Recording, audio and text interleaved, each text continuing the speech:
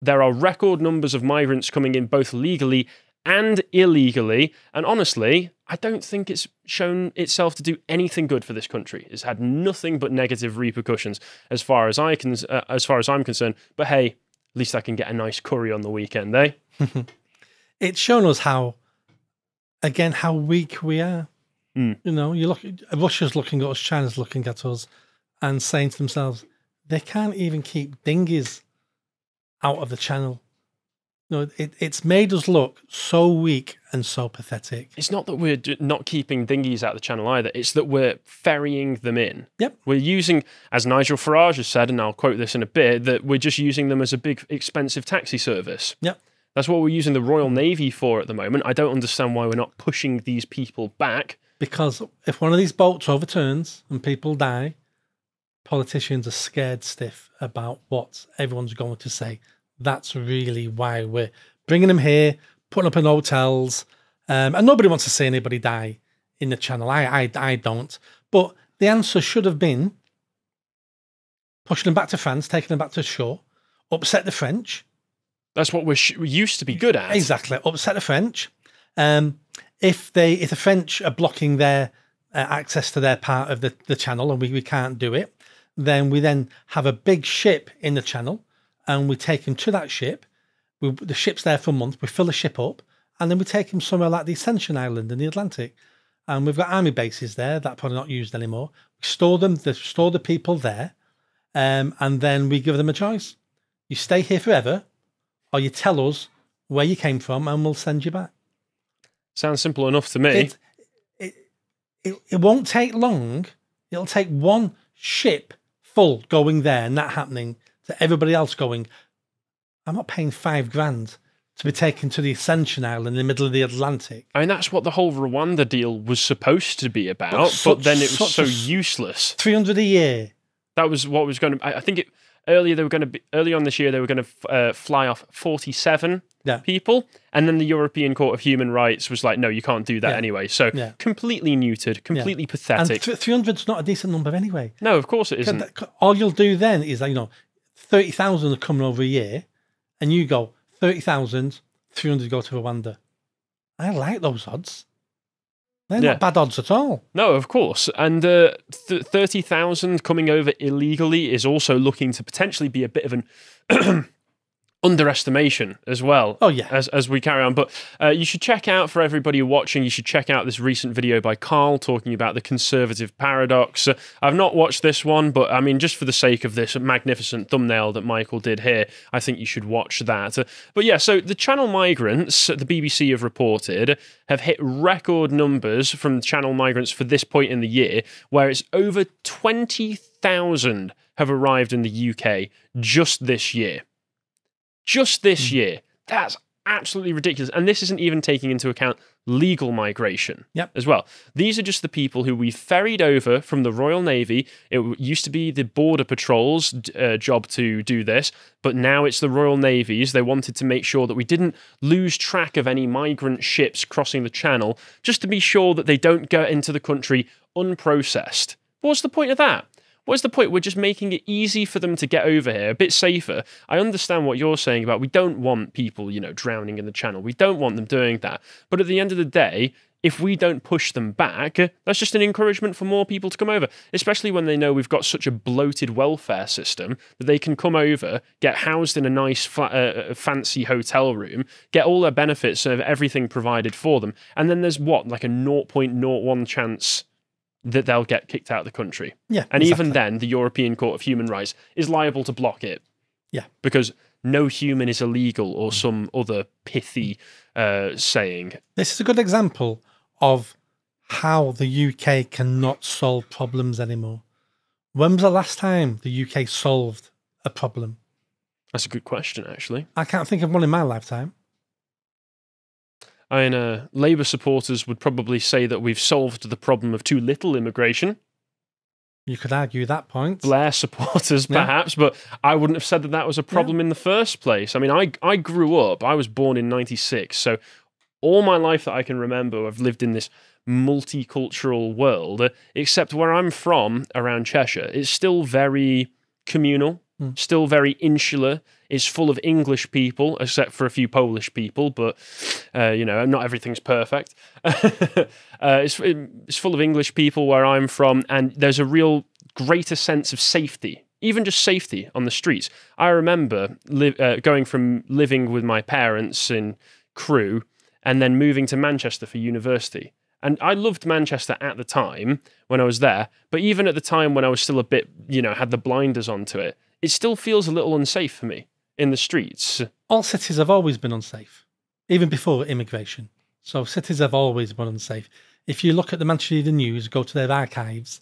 I live just off Deansgate, which is the big road in Manchester city centre.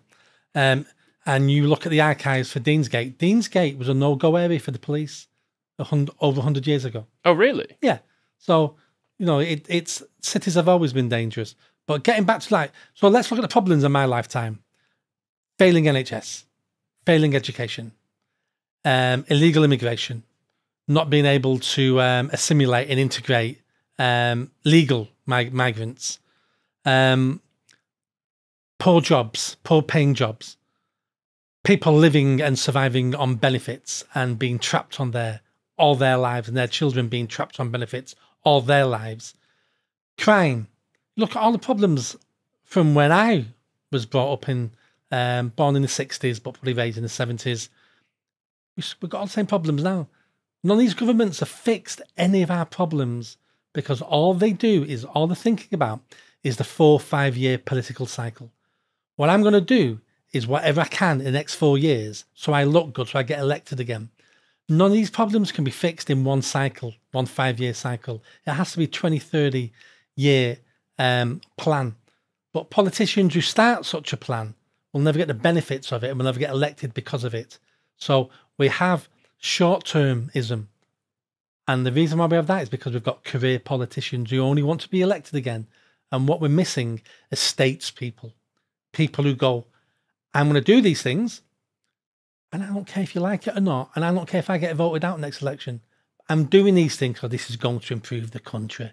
Instead of saying, here's an idea, let's leak this to Daily Mail, see what people think. Oh, no one liked it. Well, that goes in the bin. But if you like that idea and you think that idea was going to improve the country, you should have implemented that idea.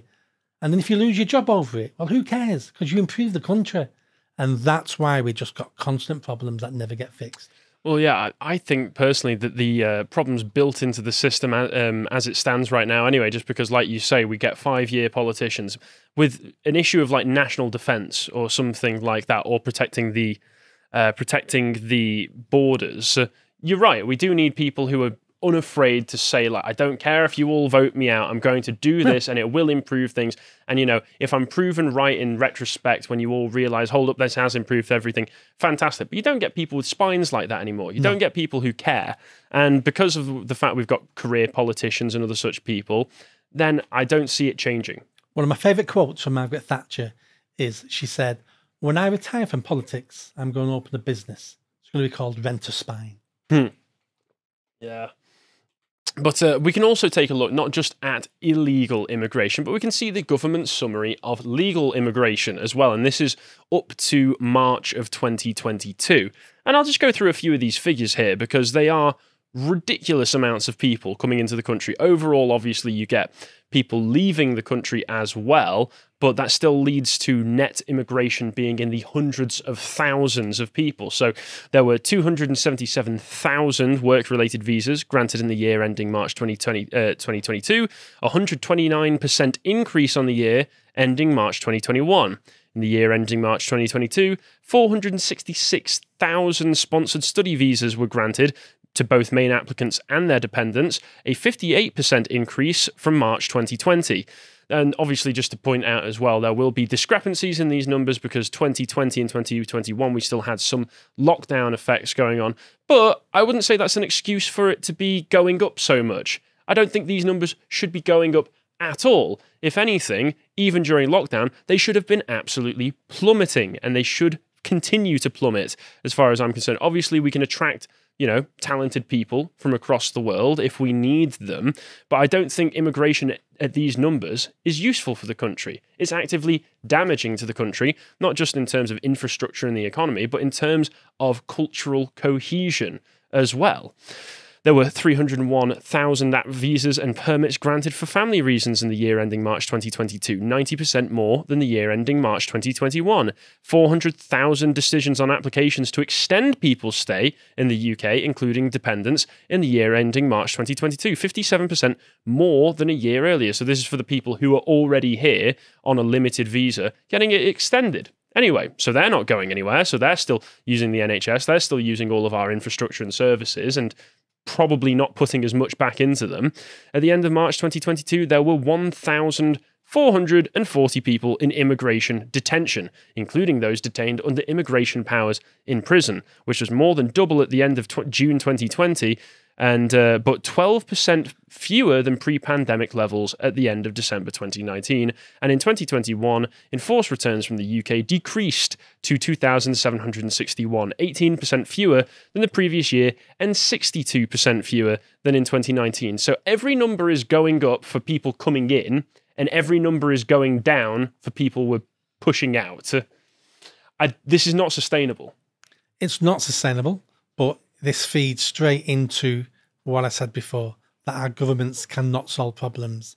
And the reason why we have this is because we have far too many British people on benefits who should be working. So therefore we've got shortages, staff shortages. So what do? A quick fix is immigration. So we know. I've got to a stage now where I'd like to see a 10-year ban on all immigration. And I mean all immigration. I wouldn't take any science whizzes who have got a doctorate and a Nobel Prize. No, I mean all of it. Funny thing with that is if people are like, oh, we desperately need them over here, it's like, well, Zoom exists now. Yeah. So do we? Yeah. Do we really? And if we can, I mean, you couldn't do it overnight. You couldn't just wake up tomorrow and say, right, no more immigration. You'd have to say, right, in the next 2 years, we're going to phase it out. We're going to phase it out. And in 2 years' time, there'll be no immigration for the next 10 years. Businesses then know what to expect. We then need training programs for the people who are on benefits. We need to raise their skills and their aspirations. These are British people we allow to sit on benefits and just have an awful life. We've got disabled people sat on benefits all their lives who may be disabled. Doesn't mean they can't work. Doesn't mean they can't contribute to society. It might mean the person with 2 broken legs can't be a roofer, but it doesn't mean he can't work in a shop or can't be a programmer. So we just put people on benefits and just dump them there because it's easy for the government, because we can rely on cheap foreign labour. But then we also have to look at the damage this does to other countries. So what we do is... We get the brain drain from the other countries, don't we? We suck out anybody with an aspiration, with the get up and go, with money, with an education, and we suck them out of the poor countries, and we leave behind the poor and the stupid. And we wonder why these third world countries can't make it on their own, why we're having to send them money every year to keep them going. It's because this is a type of slavery. It's a type of colonialism. We're reaping their people. And it's just a nice way of raiding the coast and stealing people. That's all we're doing.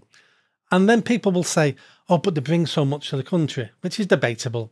But a lot of the money they earn in this country is then sent home. And I understand why it's sent home, because their families are poor and of course they want that money.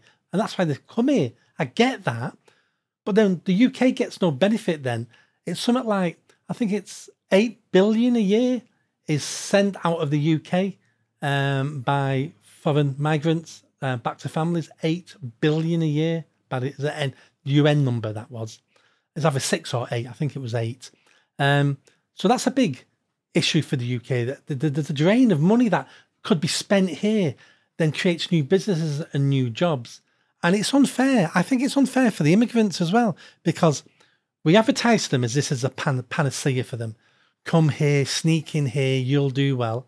They don't do well, most of them, because they haven't got an education, and they get exploited by other migrants, and they're not with the families. It's a bad life for them. It's a type of modern slavery, and that's why I think we need to say 10 years, no more immigration. One of the arguments will be, who's going to look after our old people? Well, all these immigrants will get old. So who's going to look after it? It's that thing again. And then we're also being told. Doesn't that say it all when it's just like family? Yeah. Family. This is how disconnected people are from the old-fashioned ideas of familial ties and loyalty. Oh, who's going to look after the old people? You should. You should look after your parents when they get too old to look after themselves. You shouldn't just be sending them off to some like housing or some kind of retirement home where foreigners will look after them. You should be the one. They looked after you when you were in nappies, so you should repay the favour. Another thing is, who's going to do all the crap jobs? And my answer is, so you think immigrants, all they can do is crap jobs? That's an argument I've been hearing since high school. Yeah, it's not. The reason why British people won't do the crap jobs is because they pay too little. The reason why they pay too little is because we have far too much immigration, and those people will work for less than British people because they're on benefits. If those crap jobs started paying more and more and more, British people on benefits will go, I'll earn 50% more money a week if I work. So they'll get a job and all of us will have to pay a little bit more in the shops, and we'll all have to pay for this, but I don't mind paying a bit more if it improves the lives of my fellow citizens. And the final point on this, what people keep telling us is AI is coming. And once AI comes, there'll be no more jobs. I've been saying that kind of automation talk for years. But if that's true, why are we importing all these people? Because there's going to be no jobs soon. All the taxis are going to be automated, and this will be automated. They've got machines now that make pizzas. You type in what you want at a shop, and there's no staff in there, and it goes through the oven, things drop on it. So everything it can be automated. But if AI is coming, it's not going to change the world like people think it's going to, but a lot of jobs will go. So we need to stop importing people. I mean, you are right. If that argument of if everything's going to be automated, it doesn't really matter in the end anyway. Well, if global automation is coming, why are we having all these immigrants come over here to just sit around and have everything automated that they could back home? It's certainly not for the climate, is it? But the answer is it's better here than there. But there's never going to get any better when their stars and their talent all leave and abandon their own country and their own family and their own people. Those countries will never get any better. We need to say to them, you need to improve your own country, just like our ancestors improved the UK. We had a civil war here. We lived in poverty. We've had to make those challenges and those changes ourselves. And some of these other countries need to go through that. So they're I want them countries to be better.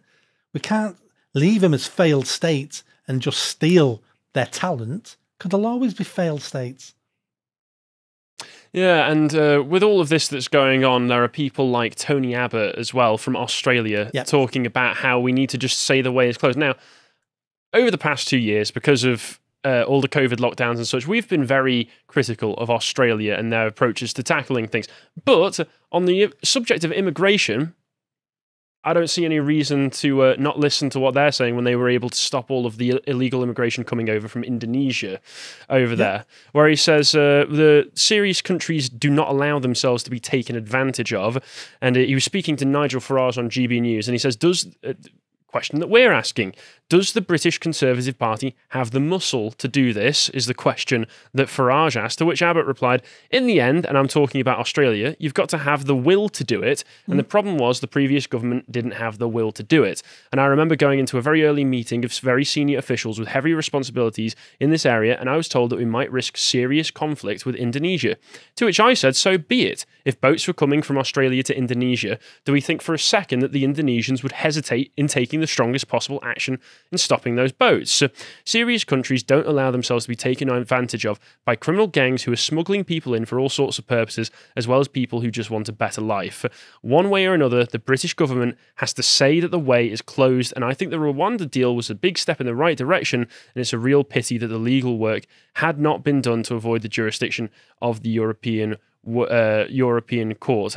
I agree with most of what he's got to say there, apart from that little bit at the end, because I think even without the jurisdiction of the European Court, our politicians don't have the willpower. They don't have the spines to be able to do what needs to be done there.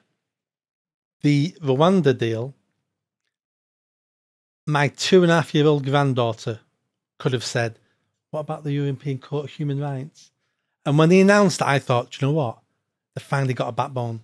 They're going to take this fight to the European Court of Human Rights. and this is what they're going to do. I thought, they've looked into this. It's so obvious they've looked into this. They've got an answer to this. European Court won't be a problem. And then, I know, that's how I felt. I'm sorry that... No, and that's how I felt. It was like, you're kidding me. You've allowed the court to stop the flight. And that should have been the top of your list about, as in, what are the problems for this scheme? And you've not even solved that one problem because they're incapable of solving anything. The whole establishment.